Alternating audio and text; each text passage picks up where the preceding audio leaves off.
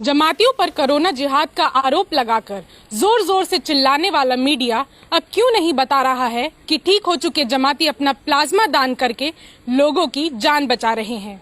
Media ने भले ही धर्म का नाम ले लेकर धमकियां और गालियां सुनाई हो, लेकिन प्लाज्मा दान करने वाले किसी का धर्म संप्रदाय नहीं पूछ रहे हैं।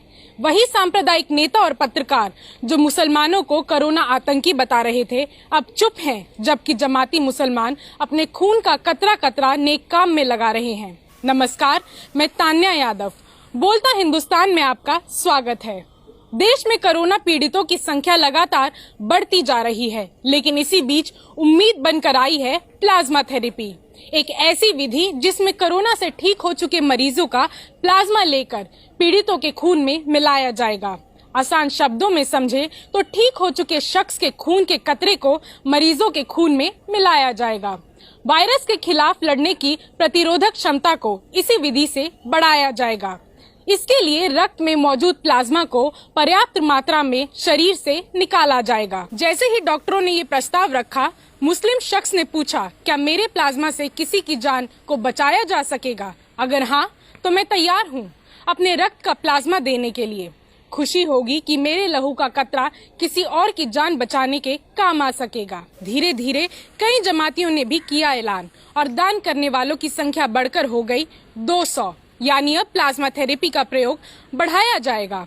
इसी पर प्रतिक्रिया देते हुए शायर इमरान प्रतापगढ़ी लिखते हैं, हमारी बेगुनाही जानकर सब लोग रोएंगे, हम अपने खून से दामन का अपना दाग धोएंगे।